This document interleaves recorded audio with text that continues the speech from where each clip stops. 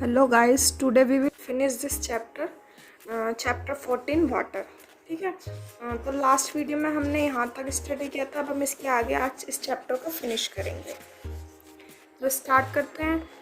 ये टॉपिक है हमारा loss of water by plant. ठीक है, यानी कि वाटर का लॉस होना प्लांट के द्वारा। You have learn in chapter 7 that plant need water to grow. हमने चैप्टर 7 में पढ़ा था कि प्लांट्स को जो है वो ग्रो होने के लिए पानी की ज़रूरत पड़ती है। Plant use a part of this water to prepare their food. ठीक है, प्लांट जो है वो यूज़ करता है वाटर के पार्ट को अपना खाना बनाने में। ठीक है, and retain some of it in their different part. ठीक है, और उसे अलग अलग पार्ट में रिटेन करता है।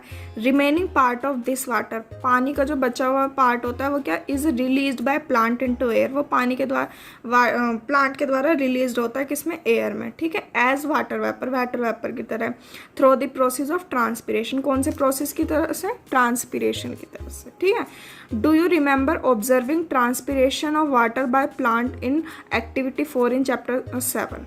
आपने चैप्टर 7 की एक्टिविटी 4 में ट्रांसपिरेशन प्रोसेस पढ़ा था, एक्टिविटी 4 में। ठीक है, तो हम आगे देखेंगे। Water vapour enter the air through the process of evaporation and transpiration. Water vapour जो है वो एयर में कैसे एंटर करता है, कौन कौन से प्रोसेस के द्वारा, एक तो प्रोसेस ऑफ इवेपोरेशन और ट्रांसपिरेशन। ठीक है, is it lost for ever, no, we get it back again as we will see. ठीक है, हम इसको क्या वापस पाते हैं। अब हम कैसे वापस पाते हैं इसको हम आगे देखेंगे। अब हम देखेंगे हाउ आर क्लाउड फॉर्म्स। ठीक है, यानी कि बादल कैसे बनते हैं। ठीक है, एक्टिविटी 3 देखेंगे।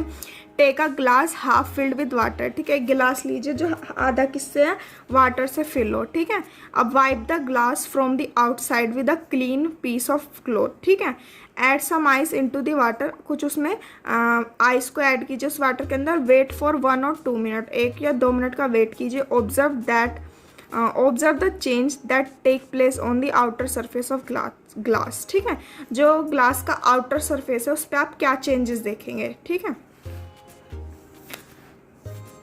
From where do water drop appear on the outer side of glass. ठीक है, जब भी हम इसमें आइस डालिए इन्होंने, वैसे अगर हम फ्रिज का भी कोल्ड वाटर लेते हैं ग्लास में तो उसके बाहर स्टील के ग्लास में तो क्या होता है, उसमें बाहर की तरफ के क्लाउड बनने लगता है, वाटर ड्रॉप्स होने लगते हैं उसके बाहर। ठीक है, तो ये वही है इस एक्टिविटी में।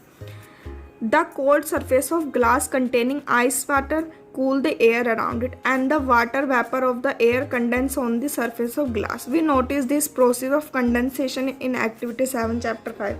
और ये कौन सा प्रोसेस है, प्रोसेस ऑफ कंडेंसेशन, जो कि हमने चैप्टर 5 की एक्टिविटी 7 में किया था। ठीक है,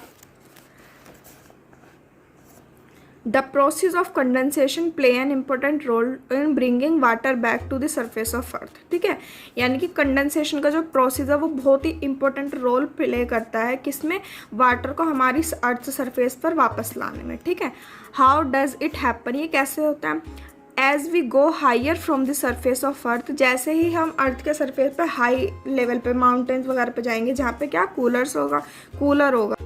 when the air move up it get cooler and cooler. At sufficient height, the air becomes so cool that the water vapor present in condense to form tiny drops of water called droplet. ठीक है, एक sufficient height पे पहुंचने के बाद, ठीक है, air जो है वो क्या हो जाएगी, कूल हो जाएगी। ठीक है, और that the water vapor in present in condense to form tiny drop. ठीक है, जो वाटर वेपर्स होंगे उसके अंदर प्रेजेंट होंगे टीनी ड्रॉप्स के रूप में, जिसको हम क्या बोलते हैं, ड्रॉपलेट। ठीक है, it is these tiny droplet that remain floating in air and appear us as cloud. ठीक है, और ये क्या जो ड्रॉपलेट्स होंगी वो क्या फ्लोट करती रहेंगी और एक क्लाउड के उसमें अपेयर हो जाएंगी। ठीक है, जैसे 14.7 में दिखाया हुआ है इस तरीके से। ठीक है, ये काफ़ी सारी ड्रॉपलेट्स बन के एक क्लाउड बन जाएंगी। ठीक है, it so happen that many drop of the water come together to form a large size. ठीक है, यानी कि बहुत सारी मैनी ड्रॉपलेट्स क्या वाटर के एक साथ मिलके क्या एक large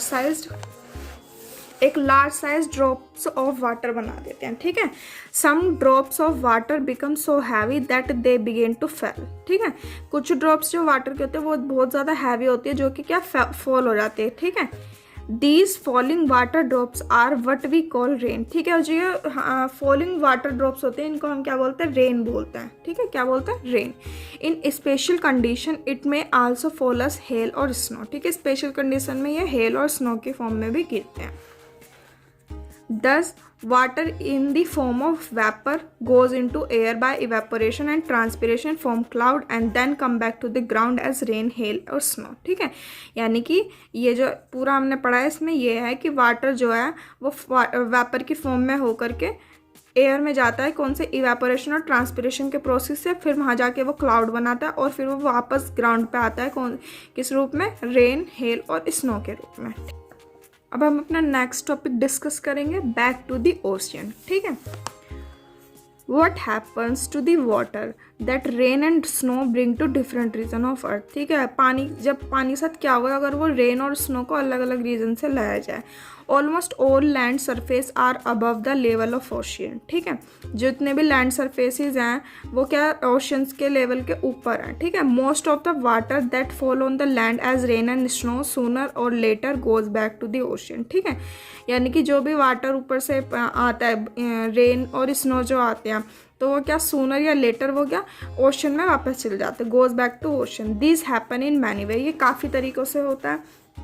snow in the mountain melt into water, mountains की जो स्नो होती है वो पानी में मेल्ट होती है। ठीक है, this water flow down the mountain in the form of stream and river. ठीक है, और जो ये वाटर का फ्लो होता है माउंटेन से नीचे की तरफ आता है, माउंटेन से वाटर जो फ्लो होता है वो कौन से फॉर्म में होता है, स्ट्रीम्स और रिवर में जाता है। ठीक है, some of the water that fall on land as rain. ठीक है, कुछ पानी जो लैंड पे गिरता है उसे रेन की तरह also flow in the form of river and stream, वो भी क्या रिवर और स्ट्रीम की तरह फ्लो होता है इन द फॉर्म ऑफ। ठीक है, most of the river cover long distance on land and ultimately fall into a sea or an ocean. ठीक है, मोस्ट ऑफ द रिवर जो काफ़ी सारे रिवर जो है क्या वो लॉन्ग डिस्टेंस होती हैं अर्थ पर। ठीक है, और वो क्या वो भी आगे जाके किस में मिलती है, सी में या ओशियन में। ठीक है, However, water of some river flow into lake। ठीक है, रिवर्स का वाटर क्या है, लेक में भी जाता है।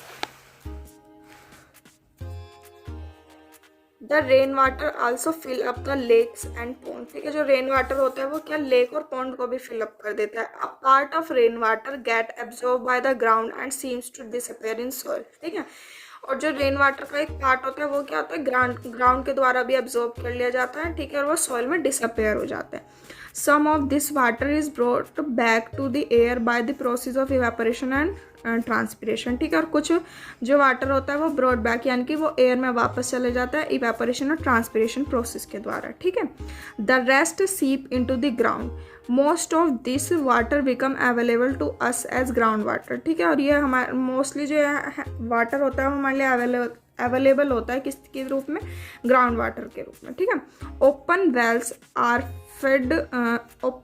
Are feed by ground water. Ground water is the source for many lake as well. ठीक है, ग्राउंड वाटर जो है वो लेक्स के भी सोर्सेज होते हैं। ठीक है, it is also this ground water which is drone by hand pump और अ ट्यूबवेल। ठीक है, the more hand pump or the tube well that are used in an area, the deeper we need to dig to find this ground water। ठीक है, हमें क्या tube well हो गई और हैंड पंप हो गई। ठीक है, इनको पानी ग्राउंड वाटर से पानी लेने के लिए हमें क्या बहुत ज़्यादा गहराई में इसको खोदना पड़ता है। The loss in the level of ground water due to over use is worrisome. ठीक है, यानी कि लेवल ऑफ ग्राउंड यानी कि ग्राउंड वाटर को ओवर यूज़ करना यानी कि उसका लॉस करना, उसको हम वॉरिज्म बोलेंगे। ठीक है, Paheli wants to share a concern with you. Paheli जो है आपसे एक बात शेयर करना चाहते हैं, concern in those area where the land has little or no vegetation. ठीक है, जहाँ पे क्या लैंड बहुत कम है और वहाँ पे कोई वेजिटेशन नहीं है। The rain water flow away quickly. Flowing rainwater also takes a top layer of soil away with it. There are few areas where most of land is covered with concentrate.